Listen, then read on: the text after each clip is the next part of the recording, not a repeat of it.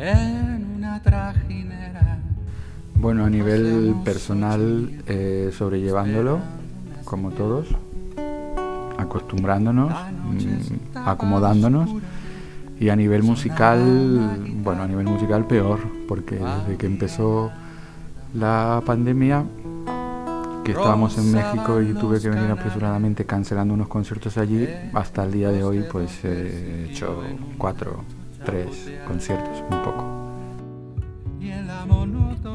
Luego es una canción que tiene su origen en un viaje que hice a México hace un poquito más de 20 años, mi primer viaje a México. Hice un paseo en una zona que se llama Xochimilco, que conserva los antiguos canales de Ciudad de México, y vas en una trajinera, que es como ellos llaman a la barquita que hace ese paseo, y era por la noche, y en un momento la barca se paró. Había un camino de velas y un altar de la Virgen de Guadalupe. Yo no soy creyente, pero envuelto en la magia del momento, pues le pedí un deseo a la Virgen de Guadalupe, que finalmente se ha cumplido y que se ha hecho canción pues hace un poco más de un año. Bueno, porque es así, las canciones a veces son así. Hay historias que... En uno de esos viajes también, por ejemplo, conocí la historia de la mariposa monarca, que es una mariposa que hay en México, y la canté y escribí la canción también muchos años después. Bueno, la música, por lo menos yo funciono a nivel de creativo así, vas apuntando ideas, hay cosas, y a veces cuando te sientas a escribir surgen, porque igual no se me ocurrió la manera de plantear la canción hasta hace un año y medio, aunque parezca increíble, puede tardar unos 20 años sin saber cómo quiere hablar de algo, ¿no?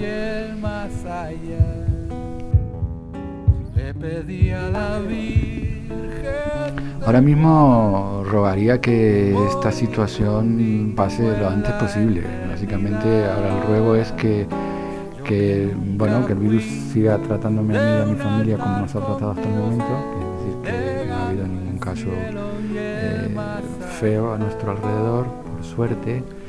Desearía que además esto le pasara también a los demás, que pudieran pasar este trance lo menos dramático posible, y que cuanto antes, con vacuna o de la manera que sea, podamos volver a retomar nuestras vidas, ¿no?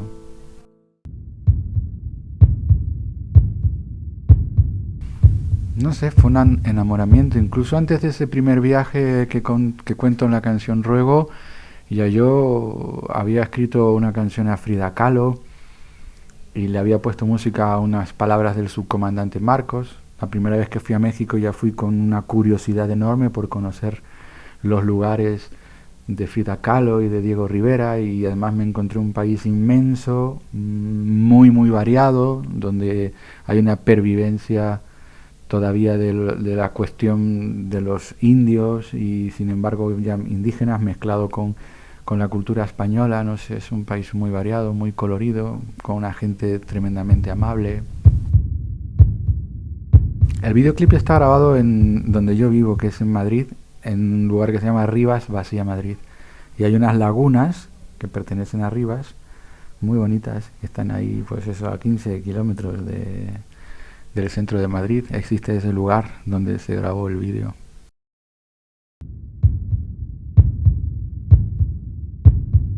Todavía nos queda un adelanto más, un tercer adelanto que saldrá a mediados de enero, y espero que a mediados finales de marzo ya saldrá el cuarto adelanto con el disco completo, que se va a titular El Viaje. Eso sí lo sabemos.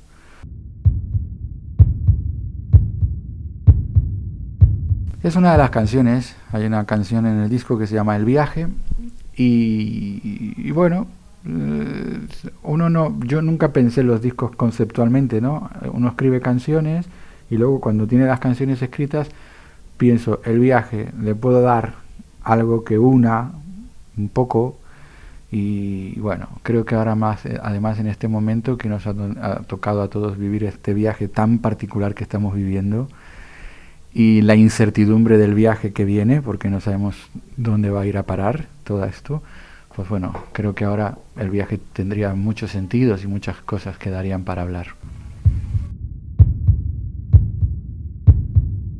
Bueno, el disco tiene un poco de todo. Alzheimer y Ruego representan Alzheimer, un tipo de canciones que yo escribo, que son canciones que un poco nos atañen a todos, pero que se dan más en el terreno de lo personal. Ruego es una canción de amor.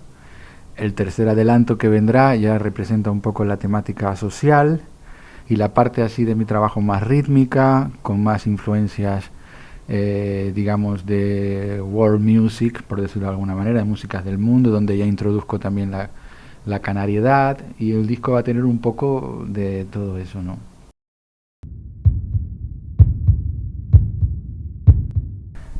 Acabo de hacer un viaje a Canarias, después de mucho tiempo sin ir. He ido a hacer algo de promoción. Ahora en diciembre volvemos a ir a Canarias para hacer conciertos. Pero yo creo que en cuanto pueda me encantaría volver a México, porque además tuvimos que cancelar 3 conciertos de una gira que estábamos haciendo allí, y se quedó esa espinita, ¿no?, de haber tenido que irnos apresuradamente, ¿no? Entonces me encantaría pues volver a México para terminar lo que ya habíamos empezado.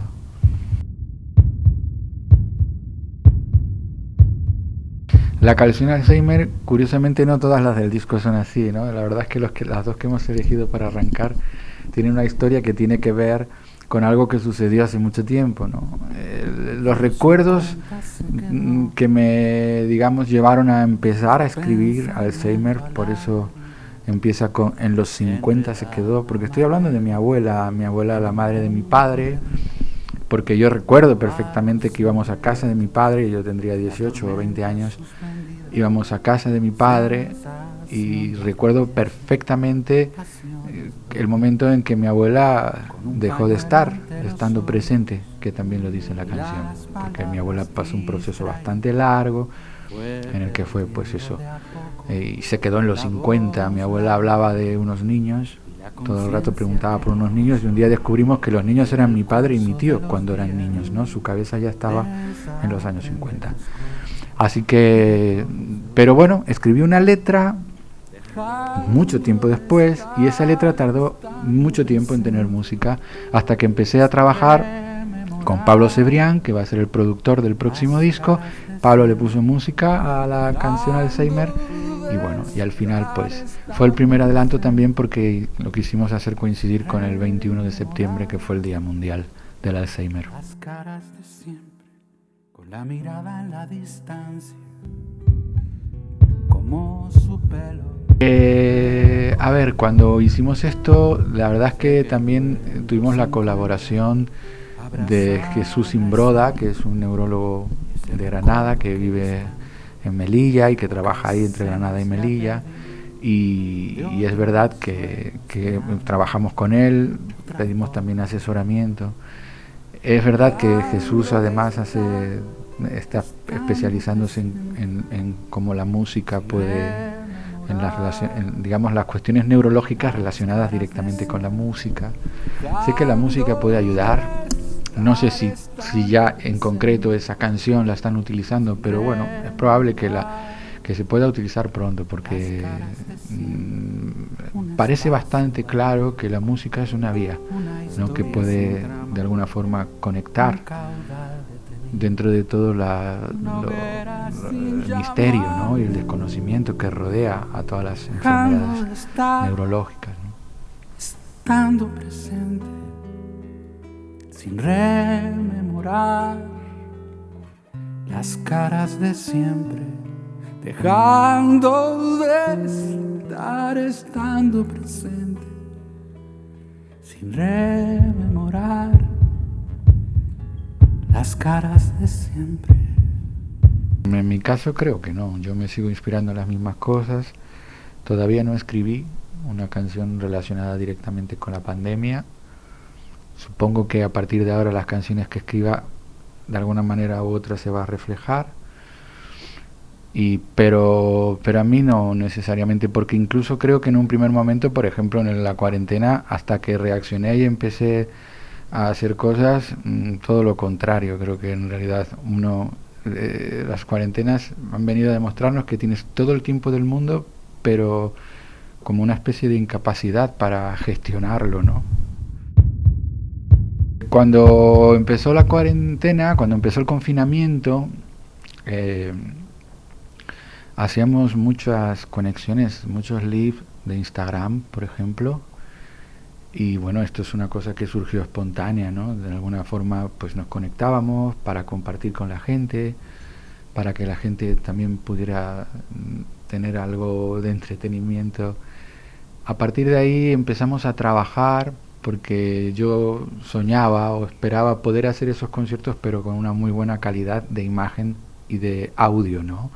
Que el lead de Instagram pues por las circunstancias no se puede ofrecer. Estuvimos trabajando durante bastante tiempo con una gente se llaman DX Streaming y lo conseguimos. Y porque de alguna forma, como había tan poco trabajo, yo quería generar trabajo y una forma de generar trabajo pues era hacer estos conciertos desde el salón de mi casa. Pero bueno, si íbamos a cobrar, digamos, un acceso, pues teníamos que garantizar que la gente lo que recibe pues tiene una calidad. Y lo conseguimos, y hemos hecho 2 hasta ahora y han funcionado muy bien. Y creo que finalmente una cosa que nace para contrarrestar la pandemia, tal cual, por ejemplo, hice el último, creo que aunque no hubiera pandemia los podríamos seguir haciendo, porque lo que acabas ofreciendo solo sucede si lo hago en streaming desde el salón de mi casa. Dramático, el momento es dramático, pero porque creo que tenemos un sector, el de la música, la cultura en general, pero la música, que es el que yo conozco, que es un sector precario, que es un sector que necesita regulación, pues que la gente pues son autónomos o no, entonces como que no hay una regulación clara, como trabajadores hablo, ¿no? En realidad somos trabajadores de la cultura, pero parece que somos otra cosa, entonces no termina de haber una regulación clara, ¿no? Como la que puede haber para cualquier otro trabajador. Convenios, en fin. Entonces yo creo que la pandemia ha puesto sobre la mesa esto, que era una problemática que ya venía, y porque creo que la gente ve la punta del iceberg, ¿no? Ve a los artistas que somos conocidos, pero no saben que debajo de esa punta pues hay 700.000 familias que viven del sector musical, ¿no? Así que, en fin, ahora se está haciendo mucha presión, se están consiguiendo cosas, pero yo creo que va a hacer falta más. Nos ha afectado mucho las restricciones de aforo. Creo que hay maneras de hacer cultura segura, porque yo ya lo he hecho y lo he visto, pero creo que también hace falta ayudas y hace falta poner sobre la mesa todas estas cuestiones. Todos los sectores tienen sus reclamaciones y nosotros tenemos las nuestras, que son muchas también. Sí, siempre lo digo, porque está, por ejemplo, en Brasil Caetano Veloso, que es un artista que me ha influido muchísimo y ha formado parte de mi formación musical. Y por ejemplo también Fito Páez en Argentina, pero con Fito Páez he trabajado, con Silvio Rodríguez he trabajado. En Cuba con Caetano pues me gustaría, creo que con Caetano cerraría ese triángulo, ¿no? Silvio, Fito, Caetano, que para mí es como el corazón de mi canción, de mis canciones, ¿no? Luego me han influido otras personas muchísimo, pero sobre todo en la raíz están ellos tres, ¿no?